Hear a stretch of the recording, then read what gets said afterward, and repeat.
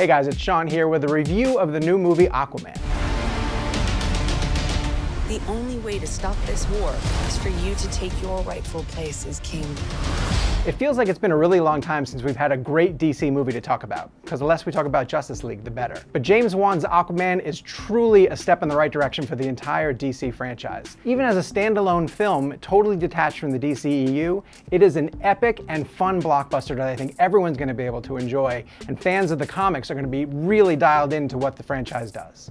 The new movie serves as an origin story for Arthur Curry, which is funny because we met him in previous films. He was in Batman vs. Superman, and of course he had a significant part to play in Justice League. But James Wan is able to tell the whole story of Arthur Curry, starting with his parents and leading into his role as the eventual King of Atlantis. Because of that, the story is able to explore multiple worlds. It's able to talk about Arthur Curry on Earth's surface, but also everything that he has to embark upon when he goes underneath the sea and returns to Atlantis to reclaim his throne. And what's really impressive is that James Wan and his screenwriters are able to do an amazing job of exploring these worlds. I was really impressed to find out how dialed into the mythology of Atlantis I ended up being while I was watching the film. A colleague of mine described it as Star Wars underwater, and that comparison is really not that far off, because there's a lot to get into with family histories, with bids for the throne. It has a bit of a Game of Thrones feel when you're going after these epic clashes of family struggles and strife, and Arthur, of course,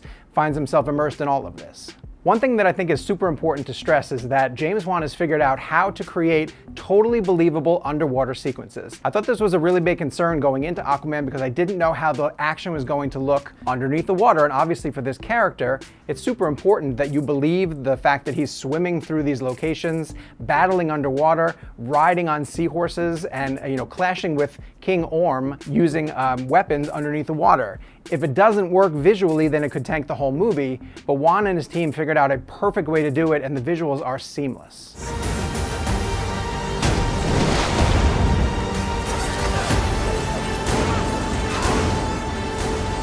It's really exciting to see Jason Momoa grow into this role. Obviously, he's chosen, because of the direction of Zack Snyder, to play Arthur Curry as a little bit of a bro. And there is some element of that in this Aquaman movie. Permission to come aboard. But there's a great character arc for Arthur Curry in this film, and Momoa, over the course of the film, really evolves to become the ruler of Atlantis that we need this character to be. I wasn't quite sure that Momoa had it in him, but he totally impressed me with his performance in this movie. Now, there are some elements of the film that I want to get into that are really specific for comic book fans and for superhero geeks, so if you don't want to go any further, I'm going to start talking about spoilers.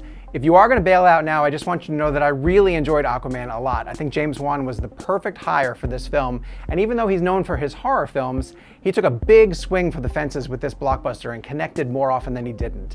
Sometimes the film can be a little bit goofy. I mean, after all, it is an undersea adventure where there are soldiers riding on sharks, giant sea monsters, huge crab creatures, but it's really creative, totally individual, unique. I've not seen anything like this before, even in the DC universe, so I ended up giving it 3.5 stars out of 5. Okay, are you ready for some spoilers? Let's dive right in. You guys might remember the shot from the trailers of Arthur Curry finally in his Aquaman armor, the orange and the green and the trident, and many of you probably thought, as I did, that that was the final shot of the movie. Spoiler alert, it's not.